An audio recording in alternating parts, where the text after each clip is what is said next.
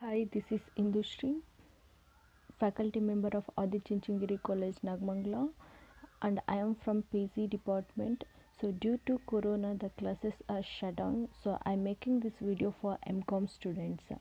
So Mcom 4th semester students subjected to Accounting, International Accounting, Module 2, Accounting for Foreign Exchange Rate Fluctuations. So under this concept, I have to choose foreign currency translations. So under this concept, today I will going to explain translation of profit and loss account and income statement. So before going to solve the problem, first we know about what are the methods are available for translations.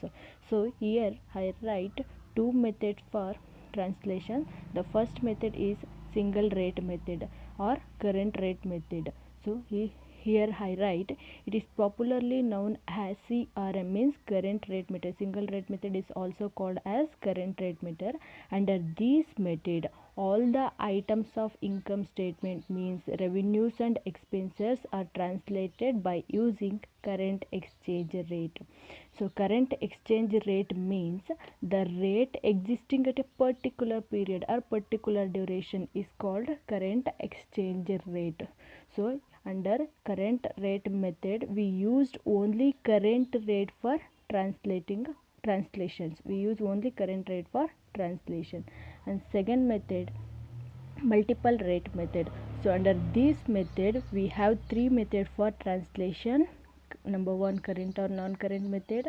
Number two, monetary or non-monetary method. And number three, temporal method. Here I write some of the items appeared in income statement. So now I will explain how these are all the items will treated in different methods of multiple rate method. And the first method is current or non-current method under multiple rate method.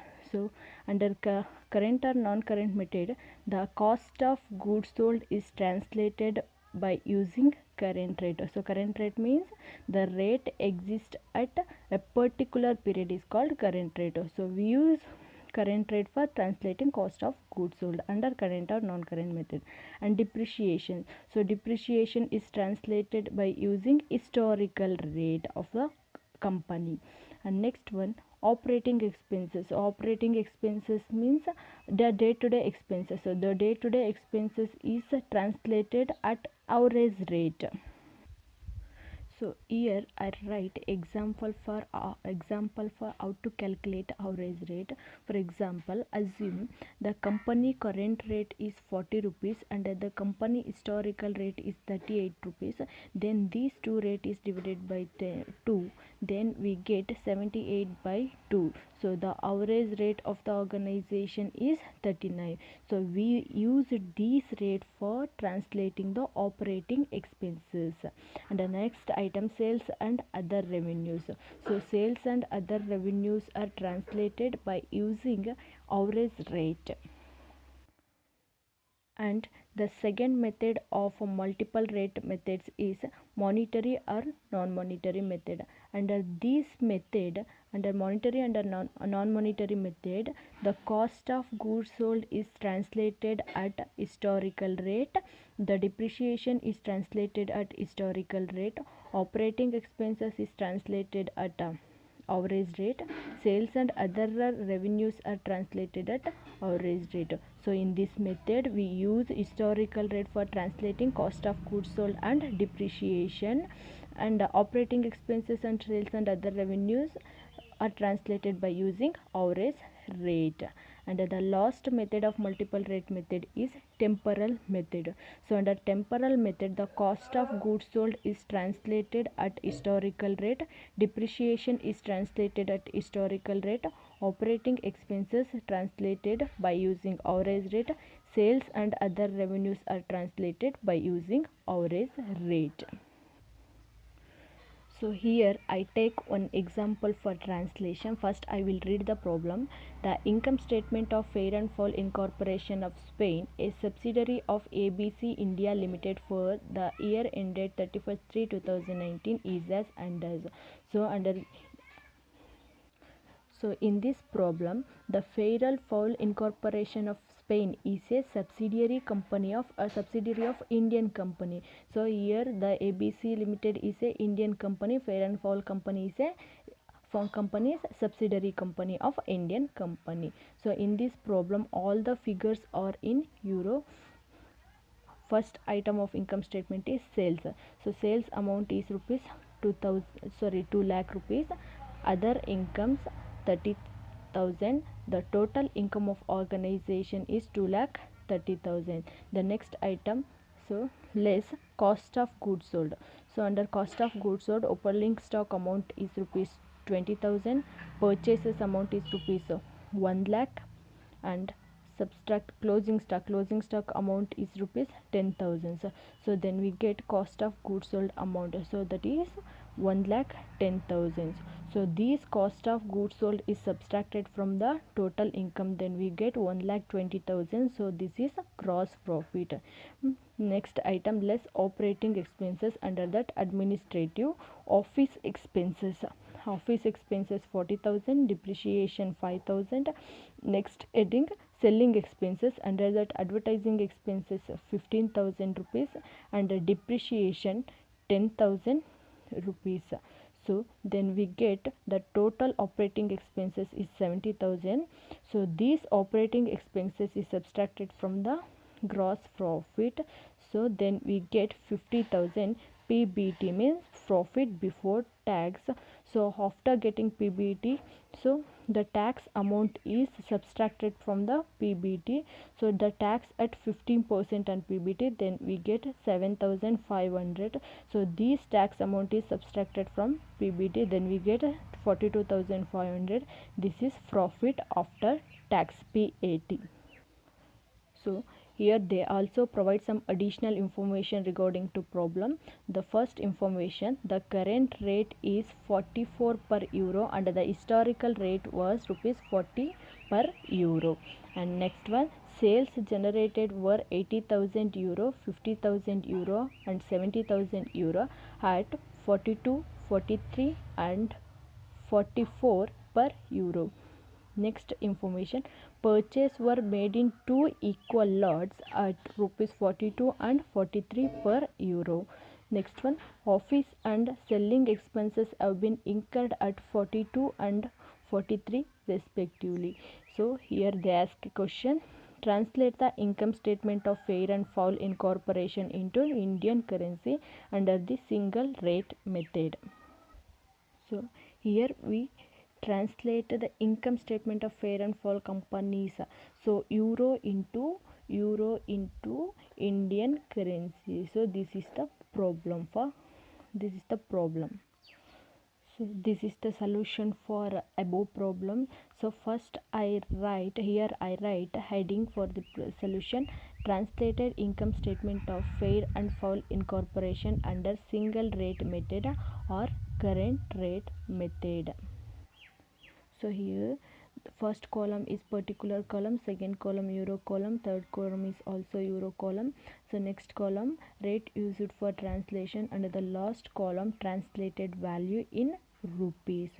So here first I write the items, means what are the items given in the problems. I write first year, just copied as they given in the problem.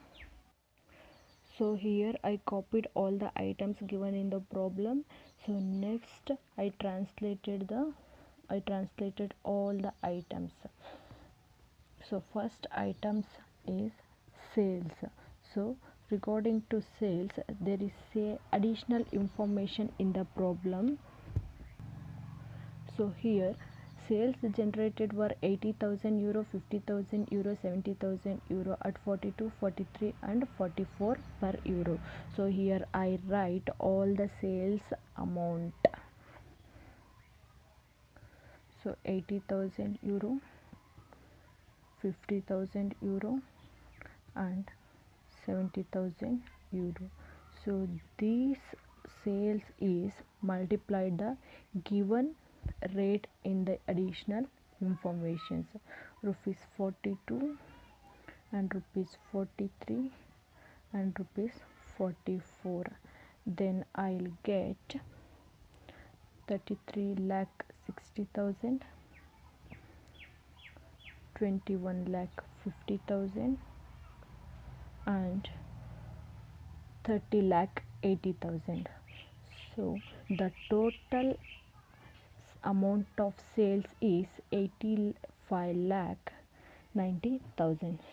Then the next item in the problem is other income. So other income amount into 30,000. Here I write 30,000 euro. So there is no additional information regarding to other income in the problem, so I used current rate. So current rate amount is 44. I use current rate for translating other income because this is current rate method. Then I'll get 13,20,000. So the total income of Fair and Foul company is 99,10,000. And next item in the problem, less cost of goods sold. So cost of goods sold amount, under that opening stock, first item opening stock amount into 20,000 euro. So here I write 20,000 euro. So this opening stock is multiplied by rupees 40. So here I use 40 rupees. 40 rupees is historical rate. So ಇಲ್ಲಿ ನಾನು ಯಾಕೆ 40 rupees use ಮಾಡಿದೆ ಅಂತ ಹೇಳಿದರೆ, previous year closing stock next ಇಯರಿಗೆ ಅಥವಾ present ಇಯರಿಗೆ opening stock ಆಗಿ ಅಪಿಯರ್ ಆಗುತ್ತೆ. So year I used historical rate for translation. Then I get 8 lakh rupees. And next item, purchase, add purchase. So purchase, so there is a adjustment, additional information for purchase. So here purchase were made in two equal lots at 42 and 43 per euro. So the purchase amount is 1 lakh. The two equal parts means 50,000 euro and 50,000 euro. So this amount is multiplied by 42 and 43, rupees 42 and rupees 43 per euro. Then I get 21 lakh and 21 lakh 50,000. So the total amount of opening stock is 50 lakh 50,000. Then the next item is closing stock. It's subtracted from the amount of opening stock. So less closing stock amount is 10,000 euro. So this amount is multiplied by the current rate. So current rate value, current rate is 44 per euro. 44. Then I'll get 4,40,000. So the total amount of cost of goods sold is 46,10,000. So this cost of goods sold is subtracted from the total income. So this is the total income. So the cost of goods sold is subtracted from total income. Then I'll get 53 lakh. So this is the gross profit of the company. Then the next item is operating expenses. Here I write the amount of operating expenses. Under that first item administrative amount, office expenses, 40,000 euro. So there is a adjustment regarding to office expenses. Here office and selling expenses have been incurred at 42 and 43 respectively. So office expenses here they provide additional information related to office and selling expenses. So we used 42 for translating office expenses and 43 for translating selling expenses.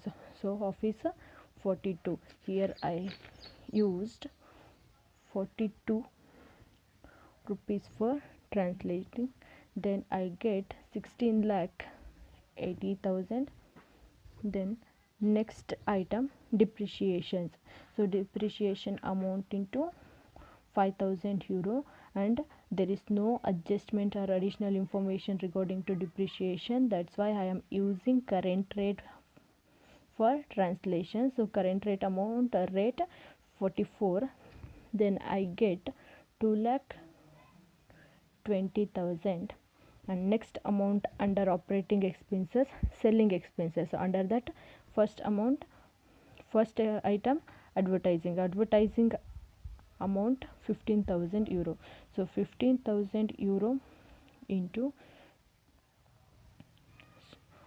rupees 43. So here the adjustment for selling expenses, we used 43 for translating selling expenses, 43 for use translating selling expenses.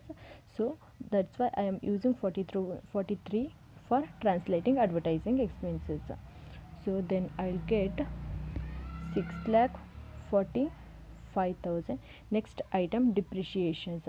So regarding to depreciation, there is no adjustments in additional information. So depreciation amount 10,000 euro. So I used current rate for translating depreciation, then I'll get 4,40,000. So the total expenses, the total operating expenses is 29,85,000. So this amount is subtracted from the gross profit, then I get 23,15,000. So this is PBT of the company. PBT means profit before tax. Then I subtract tax at 15%. So here they also give tax at 15%, and there is no additional information regarding to tax. So here I used 15% on PBT. So here I write tax 15% on PBT means 23,15,000. Then I get 3,47,250. So then the tax amount is subtracted from the PBT, then I'll get 19,67,750. So this is PAT, profit after tax. So ಇಲ್ಲಿ ನಾವು observe ಮಾಡ್ಬೋದು profit after tax in euro. So ಯೂರೋನಲ್ಲಿ 42,500 value ಇದೆ. So ರುಪಿನಲ್ಲಿ 19,67,750 ಇದೆ. So ರುಪಿಗೆ convert ಮಾಡಿದಾಗ ಕಂಪನಿಯ value ಅಥವಾ ಕಂಪನಿಯ ಪ್ರಾಫಿಟ್ ಏನಾಗುತ್ತೆ, ಇನ್ಕ್ರೀಸ್ ಆಗುತ್ತೆ. Thank you.